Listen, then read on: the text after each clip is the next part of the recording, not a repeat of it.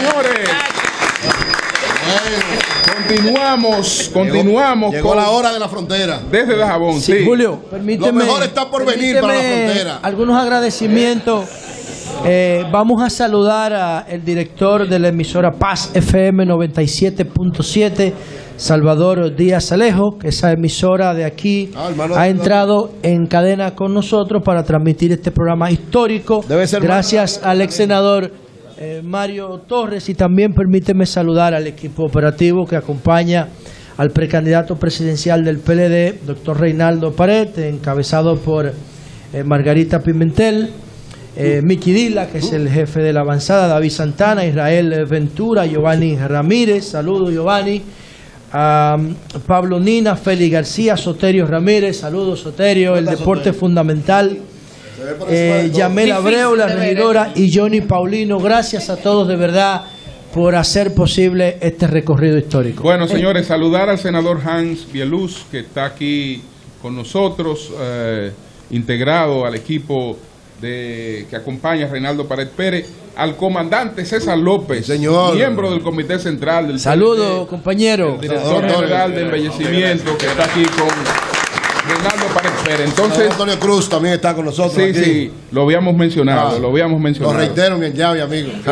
Yo quiero agradecer a Reinaldo Pared, porque nos ha dicho a todos, pongámonos en la frontera. Sí, algo que no debe ser nuevo, porque está establecido, y así él lo recuerda en el programa que presenta, está establecido en la Constitución, que es de interés supremo. Sin embargo, nos olvidamos de eso. Entonces, lo primero, gracias, porque ese debe ser un tema nacional de todos los dominicanos, y como decía La Luz, que todos hagamos este recorrido que ellos hicieron en el fin de semana. Y mi pregunta, estos proyectos que se desarrollarían en la frontera, ¿cómo impactarían para evitar el paso ilegal de personas y mercancías? Porque nos sentimos impotentes ante esto. La Luz decía, bueno, usted mismo lo decía, la frontera es virtual. Algunos dicen, construir un muro sería costosísimo. Han dicho también del ejército la posibilidad de utilizar drones para vigilarle. Entonces, ¿cómo vigilar de manera efectiva la frontera para evitar el paso de ilegales?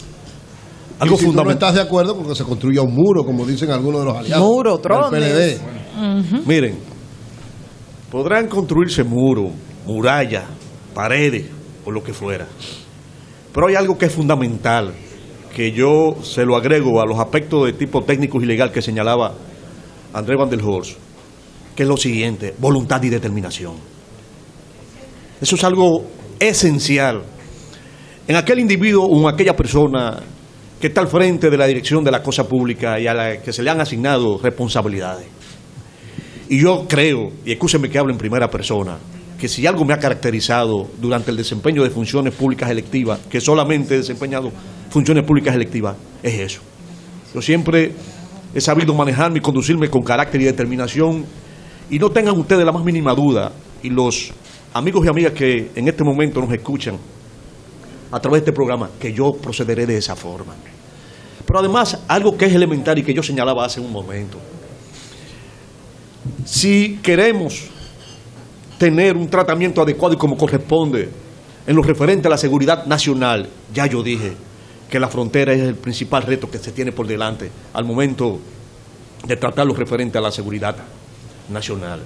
Podrán existir legislaciones, ciertamente, como tú señalabas, María Elena, la Constitución de la República en su artículo 10 establece, no esta, sino siempre se ha establecido y consagrado en las diversas constituciones que ha tenido el país, el hecho de que se declare de alto interés y supremo todo lo referente a la zona fronteriza, donde se privilegia, de acuerdo con este texto, el hecho del tratamiento en lo relativo a lo social, a lo económico, a lo cultural, a lo turístico. Pero ha faltado eso, esa voluntad política que es indispensable en todo, no solamente para emprender empresas o para enfrentar situaciones como sería el caso de la frontera, sino para enfrentar toda la problemática en sus diversos géneros que tiene la República Dominicana. ¿Cómo tú valoras lo que está haciendo el presidente Medina ahora? Oh, excelente. Por primera vez en décadas, se ha afrontado de manera responsable lo relativo a la migración de extranjeros, en sentido general. Este plan de regularización, que dicho sea de paso, cuando trato el tercer elemento referente a la migración ilegal, establezco y señalo que continuaré y afianzaré lo referente al plan de regularización, porque eso es fundamental y algo que no se puede renunciar en sentido general. Yo continuaré con eso que ha iniciado Danilo al frente de su gobierno porque hacía falta. ¿Y mantendrás el mismo espíritu de cooperación con el gobierno haitiano? No, claro, no, y el trato acorde con lo que disponen y trazan la legislación nacional y los acuerdos internacionales con las personas de otras nacionalidades, sin importar la nacionalidad que fuere. Senador, no quiero que pase más tiempo sin unirme a lo que le expresó mi compañera María Elena, en el sentido de agradecer que esté hoy en Dajabón, porque eso permite visibilizar un problema viejo que con el paso del tiempo quizás se esté agravando, pero que por una multitud de razones, incluyendo las prioridades que bien puede tener un gobierno en un país empobrecido, pues la frontera siempre ha quedado un poco atrás. Entonces, con visitas como esta, se hace más evidente el problema y la oportunidad también, porque la frontera es una oportunidad para República Dominicana, y me siento muy contenta de iniciativas de este tipo. Cuando inició su intervención, usted hablaba del tema de la pobreza, el principal que afecta a la frontera, y hablaba inclusive de los porcentajes por provincia. Y si le ponemos más números a esos datos que usted aportaba, tenemos que al menos 30.000, 31.000 hogares de la frontera son pobres, y que de esos 31.000 hogares pobres de la frontera, el 30% está en pobreza extrema. Personas que viven con menos de $1 al día, personas que viven de la miseria y que viven de la solidaridad de otro pobre, finalmente. Entonces, la frontera vive de la frontera. Los haitianos viven de la frontera dominicana y los dominicanos de la frontera de ellos también. Porque a veces no importa lo que pase en Puerto Príncipe ni en Santo Domingo. Aquí en Dajabón, en Pedernales, en Anzapitre, viven de lo que ocurre aquí. Mi pregunta va en el sentido de los mercados. En toda la línea fronteriza hay 14 mercados. Y dicen informes extraoficiales que te generan $1.320 millones al año. Al año. ¿Quién sabe eso? ¿Cómo recogen los datos? Eso es lo que se habla de manera extraoficial, pero estamos hablando de 14 instituciones que le dan dinamismo a la zona, y el principal está aquí en Dajabón. Pero tú dices, es un mercado lo que hay en Dajabón, o lo que hay en Jimaní o en Elías Piña. Es un tollo, es una calle para compartir pobreza finalmente, pero una pobreza que te genera muchos recursos. ¿Qué hacer para garantizar que esa estructura que ya existe esté más organizada y beneficie a ambos países? Qué bueno que me haga esa pregunta, Anibelka, porque yo lo trato. Existen funcionando 4 grandes mercados binacionales a lo largo de toda la frontera. Pero hay algo que nosotros planteamos y nos proponemos hacer cuando seamos presidentes de la República, si Dios lo quiere. Y si no lo quiere también, pero Él lo va a querer. Amén. Y es lo siguiente: hay que separar el funcionamiento de los mercados binacionales del flujo migratorio. Porque como tú señalas, aquello es un pandemonio, un caos, un desorden. Pero una de las primeras medidas a tomar es la separación del funcionamiento de los mercados binacionales del flujo migratorio. Porque ¿qué ocurre? Se utilizan y se emplean las mismas puertas de entrada para aquellas personas que vienen a las actividades propias de los mercados binacionales y de aquellas personas que no le interesan las actividades de los mercados binacionales, pero por alguna razón quieren penetrar e ingresar al país. ¿Qué trae ello como consecuencia? Poco control de ese flujo migratorio. Un flujo migratorio ilegal. Porque se aprovechan de esas actividades particulares, correcto, del mercado binacional, pero entonces es una de las medidas que nosotros proponemos, separar.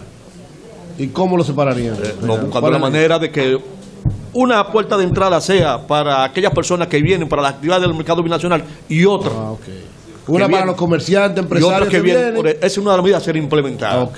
Con un efectivo y riguroso control de supervisión y fiscalización. La voluntad lo puede todo, como decía hace un momento, amigos y amigas. La voluntad política. Claro, todo, ¿eh? claro. En este caso, la voluntad política es lo que ha faltado ahí. Todo el comerciante que entre registrado tiene que salir nuevamente, o si no, se impide entonces luego. Aquí mismo, mira, cuando trato el tercer tema, que se llama migración y seguridad fronteriza, lo contemplo, separación de los mercados binacionales de las puertas de entrada al país, a los fines de garantizar mayor control del flujo migratorio de personas y de mercancías.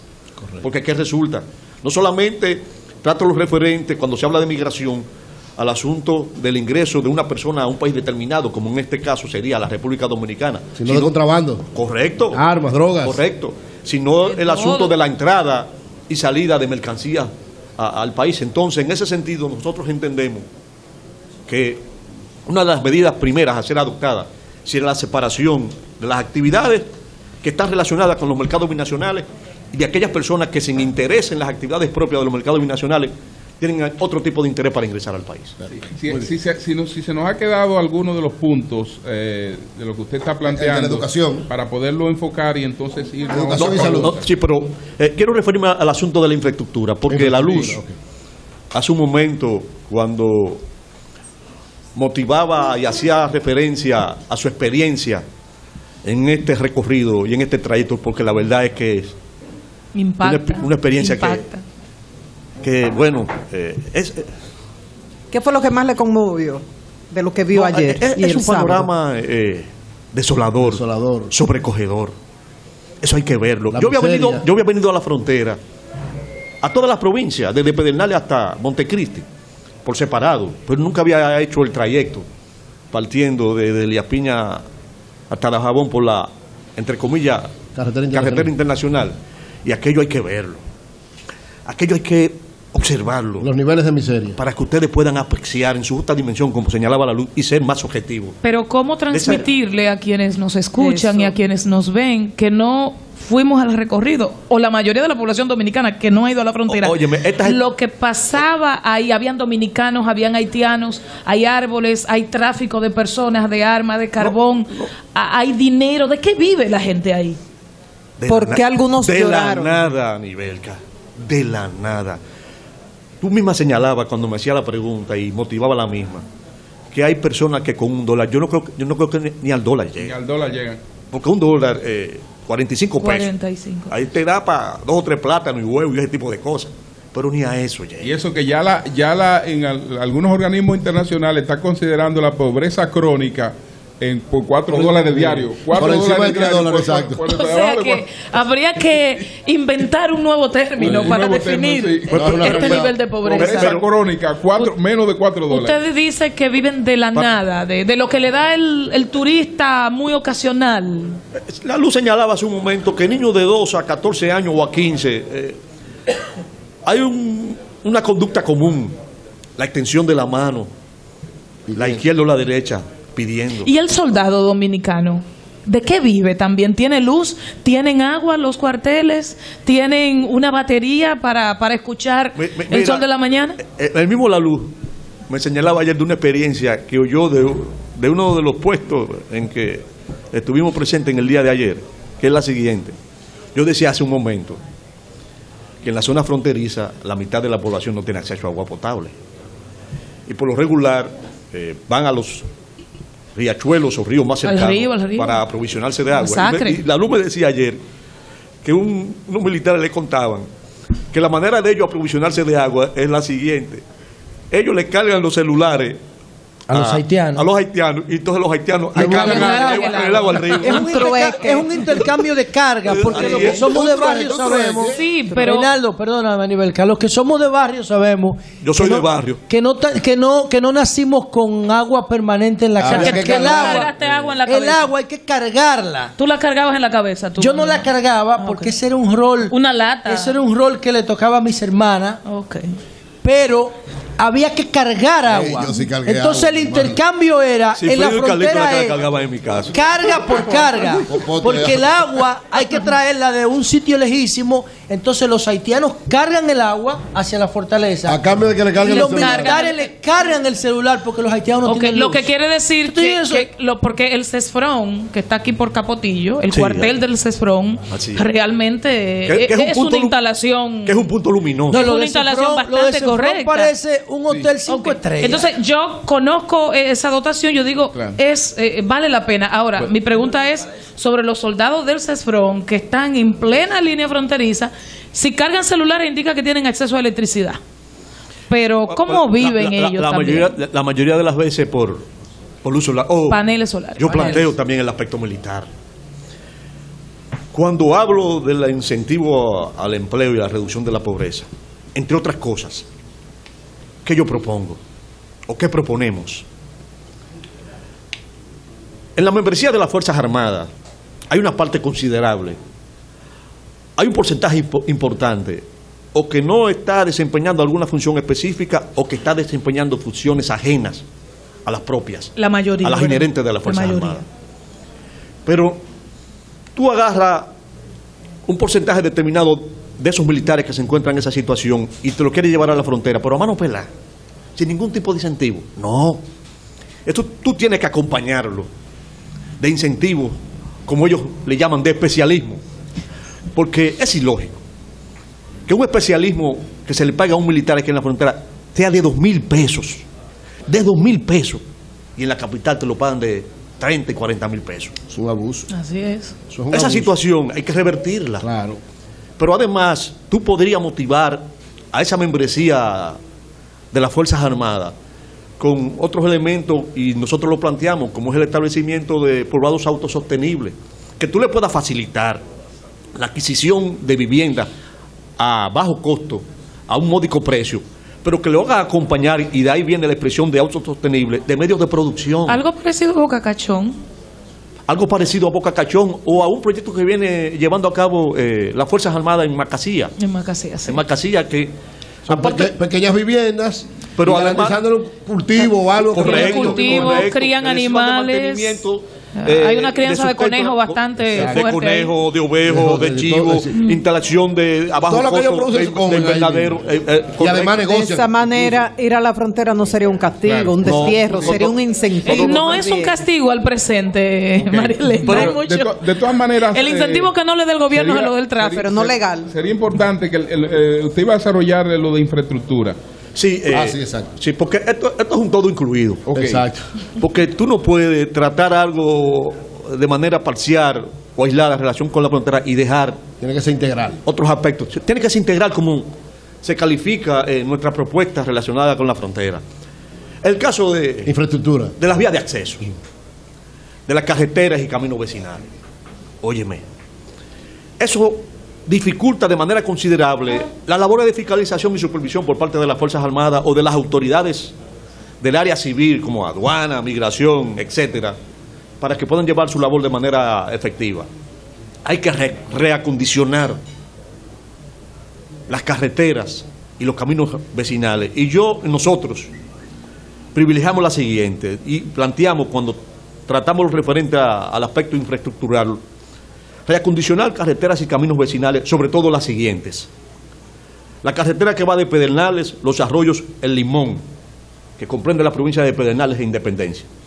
La carretera que va desde la Descubierta, Pinos del Edén, hasta Hondo Valle, que comprende Independencia y Descubierta. Y la otra carretera que va de Hondo Valle a Calimete, esto solamente de la provincia de Elías Piña. Igualmente, un camino vecinal muy importante que va de Elías Piña a Macasías, a Sabana Cruz de Bánica.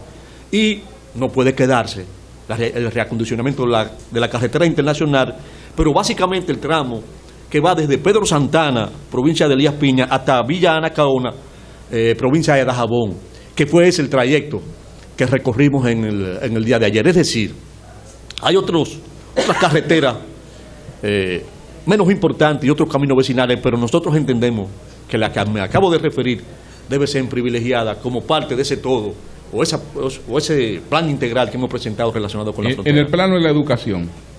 También, por igual. Yo decía cuando tuve la locución o la presentación de los 5 temas o pilares el 17 de febrero pasado, el segundo tema que traté fue el de la educación. Y yo dije, como voy a repetir en este momento, aquí ahora, que yo continuaré con esa revolución educativa que ha iniciado Danilo Medina, lo afianzaré. Y si bien es cierto que mantendré la inversión en la infraestructura en materia educativa, hay otro aspecto que debe ser recogido, y es la inversión en el material humano. Y sobre todo en la frontera. Porque por lo regular, en las poblaciones fronterizas, y aquí hay, aparte de los amigos aquí presentes que son de la frontera, aquí está Jan Bieluf, aquí está Antonio Cruz y está Mario Torres. La mayoría de las personas que poblan la frontera, o pueblan, o son o militares o maestros. Búsquelos, o son o militares o maestros, estadísticamente hablando. Entonces, si usted tiene ese material humano ahí disponible, sí, usted debe reforzar la calidad de ese material humano que se dedica a las labores docentes, a los fines de que sean aprovechados todos esos alumnos, esa matrícula considerable de dominicanos y dominicanas que se inician en el asunto escolar. Es decir, pero la salud tampoco puede quedar, porque ahí hay un problema también que debe ser afrontado. Por eso yo hacía referencia a lo del todo incluido, para utilizar una expresión que se utiliza mucho en materia turística, y es de que debe ser todo un plan completo para afrontar la situación de la frontera en la República Dominicana. Bien, señores, son las 8:29 minutos. Vamos a una pausa y entiendo que podríamos abordar ya otros temas con el candidato, el aspirante presidencial del Partido de la Liberación Dominicana, doctor Reinaldo Pared Pérez. Cambio y fuera. Dios quiera.